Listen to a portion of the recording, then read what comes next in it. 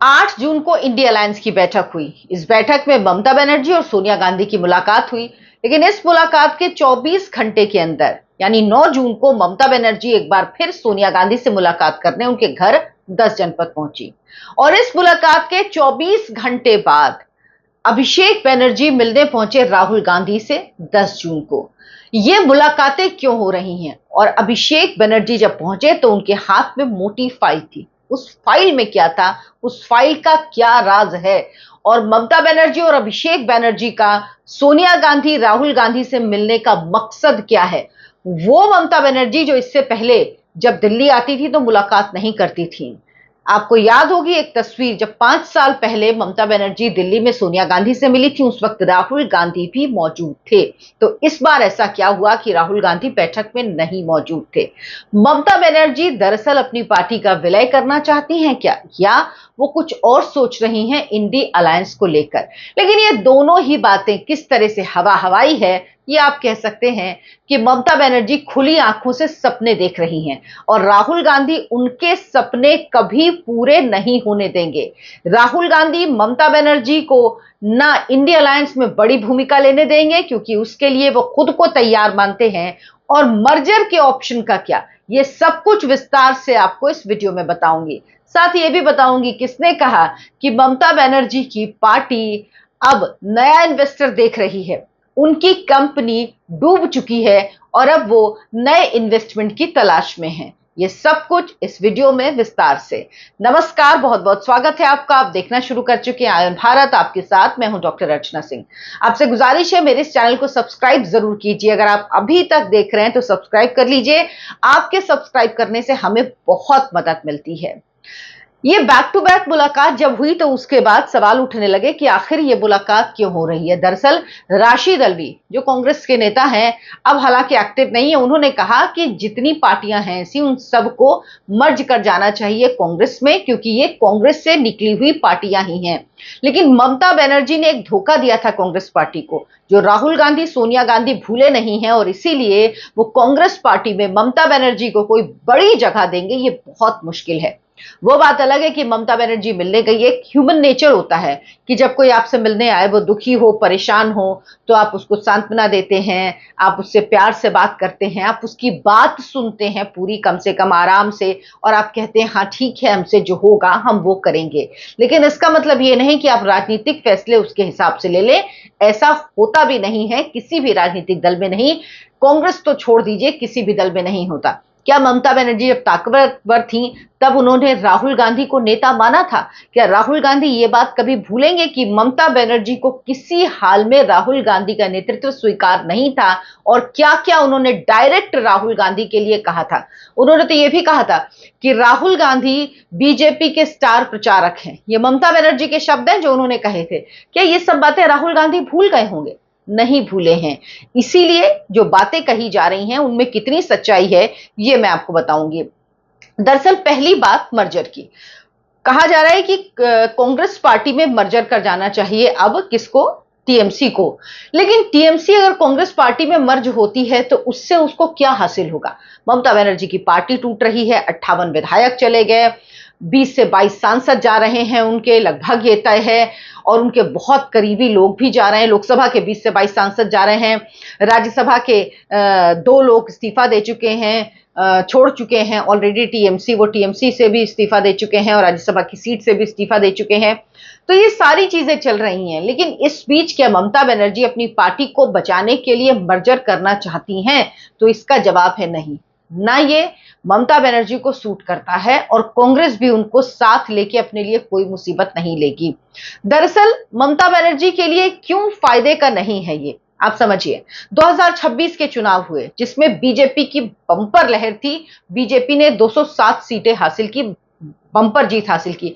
ममता बनर्जी की party 80 seat पर सिमट गई। लेकिन कांग्रेस पार्टी कहां थी इसके बीच में? केवल 2 सीट कांग्रेस पार्टी को मिल पाई, वोट 3% से भी कम। ऐसी पार्टी से अगर वो गठबंधन कर लेती हैं या मर्जर कर लेती हैं तो क्या उनको वाकई फायदा मिलेगा? एक बात यह कि आप कह सकते हैं पुरानी पार्टी है, उसके कार्यकर्ता हैं, उसके अपने लोग हैं, जमीन में लोग होते तो 3% वोट नहीं आता। दूसरी बात, 2011 का चुनाव जब ममता बनर्जी ने लड़ा था सीपीएम कम्युनिस्ट के खिलाफ, वाम दलों के खिलाफ, तो वो कांग्रेस पार्टी के साथ मिलकर उन्होंने वो चुनाव लड़ा था और कांग्रेस की सरकार थी केंद्र में, यूपीए की सरकार, भरपूर मदद की थी कांग्रेस पार्टी ने ममता बनर्जी की उस चुनाव को जीतने में। लेकिन चुनाव जीतने के बाद ममता बनर्जी ने क्या किया? ममता बनर्जी ने कांग्रेस को ऐसे दूध से मक्खी की तरह निकालकर बाहर फेंक दिया। उन्होंने जो पंचायत थे, नगर पालिका थे, उसमें सब अपने लोगों का कब्जा कर लिया। यहां तक कि कांग्रेस के जो लोग थे, जो नेता थे, वो टीएमसी में शामिल हो गए। यही ट्रेंड चलता आ रहा है, पहले सीपीएम के भी शामिल हुए, कांग्रेस के भी जो लोग थे वो शामिल हुए। यानी कांग्रेस को ग्रो क्या, कांग्रेस को वहां पे ममता बनर्जी ने सांस भी नहीं लेने दिया और कांग्रेस पार्टी को खत्म करने का काम किया पूरी तरह से। ये आप कह नहीं सकते कि सिर्फ दूसरी पार्टी इसके लिए दोषी होती, आप भी दोषी होते। कांग्रेस वाकई निष्क्रिय हो जाती। उत्तर प्रदेश में किसने खत्म करने की कोशिश की? वो अपने आप खत्म हुई। तो कांग्रेस के साथ ये होता है। लेकिन ममता बनर्जी क्योंकि कांग्रेस से निकली थी, उसी संस्कृति की थी, इसीलिए उन्होंने कांग्रेस की मदद लेकर सरकार बनाने के बावजूद भी कांग्रेस को अलग कर दिया, कांग्रेस को दूर का रास्ता दिखा दिया कि अब हमें आपकी जरूरत नहीं है। आपको क्या लगता है, कांग्रेस पार्टी, राहुल गांधी ये बात भूल पाए हैं? भले ही वो एक मंच पर आते हैं क्योंकि उनका लक्ष्य बड़ा है, वो चाहते हैं प्रधानमंत्री बनना राहुल गांधी। अगर उनको यह तय हो जाए ना कि वो प्रधानमंत्री बनेंगे तो वो किसी का भी साथ ले सकते हैं। अब आप देखिए, पश्चिम बंगाल में जब चुनाव प्रचार हो रहा था, राहुल गांधी ने क्या कहा? राहुल गांधी कई बार ममता बनर्जी पर हमलावर हुए, उनकी सरकार, टोलाबाजी की सरकार, भ्रष्टाचार की सरकार, सब कुछ कहा उन्होंने। लेकिन जैसे ही उन्होंने देखा कि ममता बनर्जी चुनाव हार गई है, वो कह रही वोट चोरी, राहुल गांधी को लगा रे रे रे रे रे, मेरा एजेंडा तो चल रहा है, तो तुरंत कूद पड़े। हाँ, वोट चोरी से ममता बनर्जी को हराया गया है।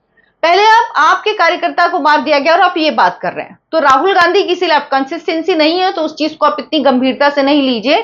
लेकिन अगर उनको ये यकीन हो जाए कि इनके वोट से मैं, या इनके साथ आने से मैं प्रधानमंत्री बन सकता हूं, तो वो राजी हो जाएंगे। लेकिन सबसे बड़ी बात है, क्या इंडिया अलायंस उनको अपना नेता बना पाएगा? अगर ऐसा कुछ होता तो इस बार जो बैठक हुई उसमें नेता बन जाता।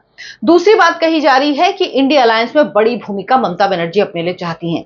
यह बात हो सकता है कि ममता बनर्जी सोचती हो कि इंडिया अलायंस में उनकी बड़ी भूमिका हो और वो चाहती हैं कि कम से कम कुछ नहीं तो उनको कन्वीनर बना दिया जाए, कन्वीनर इंडिया अलायंस का बना दिया जाए। क्योंकि अब ना वो मुख्यमंत्री हैं, ना उनकी पार्टी उनके पास बच रही है, वो भी निकली जा रही है, यहां तक कि विधायक भी नहीं है वो, तो वो विधानसभा में भी नहीं है। तो अब वो चाहती हैं कि उनको कन्वीनर बना दिया जाए। लेकिन वो दिन भूल गई जब नीतीश कुमार, जिन्होंने ये इंडिया अलायंस बनाया था, उनको कन्वीनर बनाने का ऐलान होना था, तो राहुल गांधी ने कहा ममता जी से एक बार पूछ लिया जाए उस बैठक में, जो ऑनलाइन बैठक हो रही थी, और ममता बनर्जी ने कहा कि नहीं, किसी दलित पिछड़े को बनाया जाए, और मल्लिकार्जुन खड़गे का नाम उन्होंने आगे कर दिया था। और इसके बाद ही सबसे पहली और सबसे बड़ी टूट हुई थी जब नीतीश कुमार इंडिया अलायंस छोड़कर चले गए थे, वो अलग हो गए। उसके बाद खैर एक एक करके बहुत लोग अलग हुए हैं।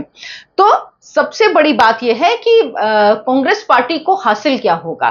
कांग्रेस पार्टी चाहेगी कि राहुल गांधी का नेतृत्व ही सब स्वीकार करें इंडिया अलायंस में, क्योंकि उनको राहुल गांधी का बड़ा नेता बनाना है। और सही बात है, सेंट्रल फोर्स जो है वो कांग्रेस पार्टी ही है, राष्ट्रीय पार्टी कांग्रेस पार्टी ही है इसमें। तो जाहिर सी बात है कि वो राहुल गांधी का कद बढ़ाना चाहेंगे।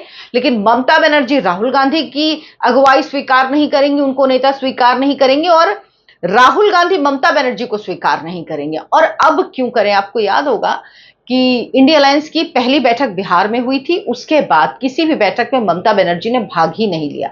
ममता बनर्जी खुद नहीं आती थी, किसी को भेज देती थी, कभी अभिषेक बनर्जी, कभी कोई और, लेकिन वो खुद इस बैठक में शामिल नहीं, इतने तेवर थे उनके। दिल्ली आई, उसके बाद कितने बार सोनिया गांधी से मुलाकात नहीं की। अब अपनी जरूरत है तो सबसे मिल रही है। अब उनको लग रहा है कि वो कॉर्नर हो रही तो सबसे मिल रही है। तो आपकी अगर इतनी पॉलिटिक्स, आपकी इतनी पेटी पॉलिटिक्स है ना, कि आप जहां पर ममता बनर्जी उन नेताओं में से नहीं है जो एक कर्टसी के रिश्ते होते हैं उनको फॉलो करें, वो उनमें से नहीं है।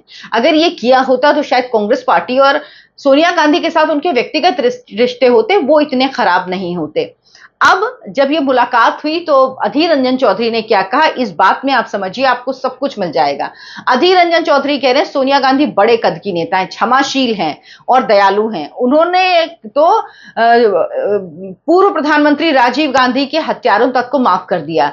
इसके लिए राजनीतिक विरोधियों को माफ करना कोई बड़ी बात नहीं है। और टीएमसी कंपनी बैंकरप्ट हो चुकी है और वो नए इन्वेस्टर ढूंढ रही है। मतलब वो कह रहे हैं कि वो कांग्रेस में नए इन्वेस्टर ढूंढ रही है और कांग्रेस पार्टी किसी तरह साथ नहीं आने वाली। अब सबसे बड़ी चीज है कि टीएमसी की जमीन कमजोर है, लेकिन कांग्रेस के साथ आने पर उसको कुछ मिलेगा नहीं, इसीलिए अपनी पार्टी का मर्जर करेंगे, ये बहुत मुश्किल है। अभिषेक बैनर्जी जो मोटी फाइल लेके गए, कहा जा रहा है उसमें मर्जर के लिए कागजात हैं। मुझे समझ में नहीं आ रहा ये कहां से बातें उठती हैं।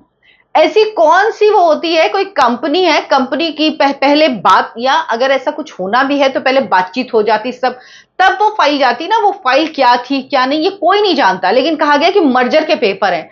आपने देखा है किसी पार्टी का मर्जर हो तो इतनी मोटी फाइल लेके पब्लिकली सब कुछ जाके और सामने रख के एक एक पेज पढ़ाएंगे, हाँ भाई ये पढ़ लीजिए, राहुल जी आप ये पढ़ लीजिए पढ़ लीजिए। लेकिन वही है कि मतलब कुछ भी कहने के लिए लोग कह रहे हैं। उस फाइल में क्या था ये कोई नहीं जानता। उस फाइल में कहीं ऐसा तो नहीं कि अभिषेक बनर्जी बता रहे हो कि देखिए इतने केस है हमारे खिलाफ, हम तो अंदर जाने वाले हैं, आप भी जाने वाले हैं, आपके ऊपर भी मामला है मेरे ऊपर भी मामला है, तो क्यों ना हम एक काम करें कि हमें दोनों एक दूसरे का साथ दें। जब अगर आपके संग कुछ ऐसा हो, कानूनी कोई कोई ऐसा कदम उठाया जाए तो हम बोलें, क्योंकि अभिषेक बनर्जी को तो सीआईडी ऑलरेडी तीसरा समन भी दे चुकी है, जो फर्जी दस्तखत हुए थे सदन में नेता प्रतिपक्ष के लिए उसको लेकर, और वो बंगाल गए ही नहीं। और मुझे लग रहा है इसी वजह से पश्चिम बंगाल दोनों बुआ भतीजे नहीं जा रहे हैं, क्योंकि उनको लग रहा है कि वहां जाएंगे तो उसके बाद सीआईडी के सामने पेश होना होगा। यहाँ कोई वेल्ला काम नहीं है। राहुल गांधी से मिल रहे हैं, सोनिया गांधी से मिल रहे हैं, उनको क्यों लग रहा है कि दिल्ली में रह के वो पश्चिम बंगाल की राजनीति कर लेंगे। अंडा अभिषेक हुआ था ही अभिषेक बैनर्जी का, वो शायद वो भूले नहीं, तो वो वहां घर से बाहर निकल नहीं सकते, इसीलिए वो यहां पर रह रहे हैं। लेकिन कुल मिला के मान लीजिए कि ये फेल्ड लोगों का संगठन है जिसमें कुछ नहीं होने वाला। ममता बनर्जी देखिएगा यहां से ब्लैंक वापस जाएंगी, वो अपनी पार्टी का मर्जर नहीं करेंगी क्योंकि मर्जर से कोई फायदा नहीं, और इंडिया अलायंस में उनको बड़ी भूमिका दे दी जाए। अब अगर वो जीत जाती तो स्थितियां अलग होती। अगर वो जीत जाती उसके बाद वो कहती कि वो चाहती हैं कि मुझे बड़ी भूमिका दी जाए, तो शायद कांग्रेस पार्टी या बाकी दल इसके लिए राजी हो जाते। लेकिन अब क्यों, अब उनकी हैसियत क्या है? उनके तो सांसद भी उनको छोड़ के जा रहे हैं, राज्यसभा लोकसभा विधायक, मतलब जो जीते हैं 80 वो भी नहीं बचे हैं, उसमें 58 निकल गए, 22 बचे ममता बनर्जी के साथ। यहां पर अगर लोकसभा की 28 हैं, अगर उसमें से 22 निकल गए तो उनके पास 6-8 ही बचे, जिसमें से 1-2 लोग तो उनके बिल्कुल करीबी, एक तो उनका भतीजा ही है। और राज्यसभा में भी यही हाल है, राज्यसभा के तो तकरीबन ज्यादातर लोग जाएंगे, सिर्फ 2-3 लोगों को छोड़कर। 12 या 13 विधायक हैं राज्यसभा में उनके, तो वो 3-4 लोगों को छोड़कर जो उनके बहुत करीबी हैं बाकी भी चले जाएंगे। तो ममता बनर्जी के पास बार्गन पावर है क्या, उनके पास देने के लिए है क्या? और एक ऐसी नेता जो अपनी सीट तक हार गई हो, वो किस तरह से बार्गन करेगी? लेकिन ये राहुल गांधी पर भी अप्लाई हो जाए। राहुल गांधी भी अपनी सीट हार चुके हैं। राहुल गांधी भी आपको याद होगा जीत नहीं पाए थे अपनी सीट, और उसके बाद वो वायनाड गए थे चुनाव लड़ने के लिए, जब वो अमेठी हार गए थे। तो सवाल, दोनों एक ही तरीके के नेता हैं, लेकिन दो फेल्ड नेता एक दूसरे को स्वीकार करने के लिए तैयार नहीं है। क्योंकि जब राहुल गांधी को 99 सीटें आई तो उनको लगा वाह वाह अब तो प्रधानमंत्री मैं ही बनूंगा, और वो तो अपने आप को डिफेक्टो पीएम मानते भी हैं अभी भी। इसीलिए वो किसी को कंसीडर नहीं करने वाले। ना ये मर्जर होने वाला है और ना इंडिया अलायंस में कोई बड़ी भूमिका ममता बनर्जी को मिलने वाली है। राहुल गांधी ममता बनर्जी को टाटा बाय बाय कर चुके हैं।